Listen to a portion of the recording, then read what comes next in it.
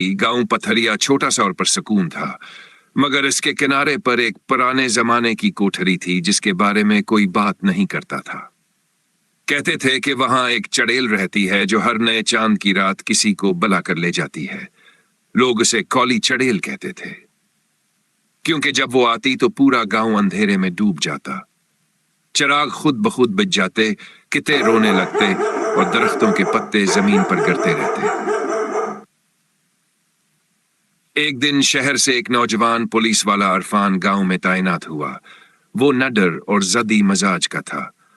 गांव के लोगों ने इसे समझाया, ओपन क्वोट, साहब रात को इस कोठरी के पास मत जाना, वहां जाने वाले कभी वापस नहीं आते।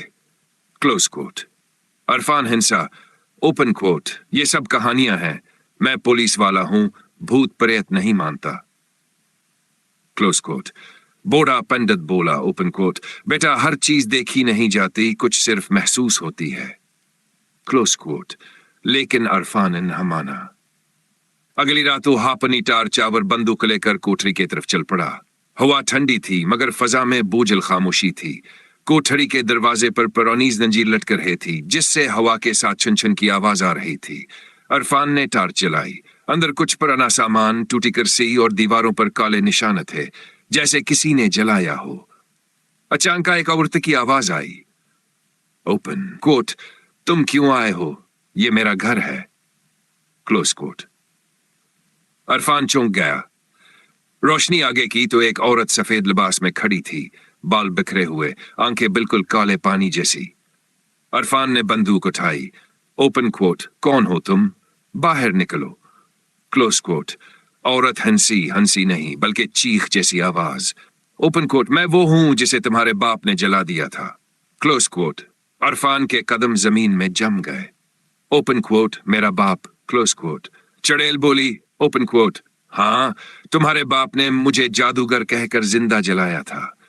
अब मैं हर उसके खून से बदला लेती हूं जो इसका वारिस है। Close quote.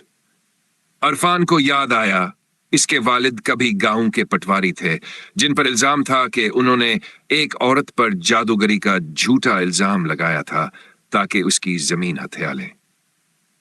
चड़ेल आहिस्ता आहिस्ता इसके करीब आने लगी। अरफान ने पीछे हटते हुए कहा, ओपन कोट, मैं वो नहीं हूं जिसने तुम पर जुल्म किया, मैं इंसाफ के लिए आया हूं। Close quote. चड़ेल चीखी। ओपन कोट, इंसाफ? इंसाफ तब कहां था जब मेरी चीखें जमीन ने निगल लें। Close coat. अरफान ने अपनी जीभ से कुरान का छोटा सा नुस्खा निकाला और पढ़ने लगा। चड़ेल पीछे हटने लगी मगर इसकी आंखों से आंसू बहा निकले। ओपन कोट, मैं बदला नहीं चाहती, मैं सुकून चाहती हूं। Close coat. अरफान ने आंखें बंद करके सूरा यासीन पढ़ी। जैसे ही इसने आखिरी आयत खत्म की, कोठरी के अंदर तेज रोशनी फैल गई, हवा चलने लगी और चड़ेल की आवाज मुधम होती गई। ओपन कोट, शुक्रिया, तुमने मुझे आजाद कर दिया। Close quote. सुबह जब गांव वाले वहां पहुंचे तो देखा कोठरी के दरवाजे टूटे हुए हैं और जमीन पर सिर्फ राख बची है। अरफान बाहर बेहोश पड़ा था। जब होश आया तो इसने सिर्फ इतना कहा, ओपन कोट, वो अब नहीं आएगी। Close quote. बूढ़ा पंडित बोला, ओपन कोट, बेटा कभी कभी बड़ाई नहीं, दर्द भटकता है, तुमने इसे सुकून दिया। Close quote. इस दिन के बाद गांव में फिर कभी कोई पुरअसरार वाकया नहीं हुआ। बच्चे शाम को बाहर खेलने लगे और गांव के लोग बरसों बाद चीन की नींद सोए।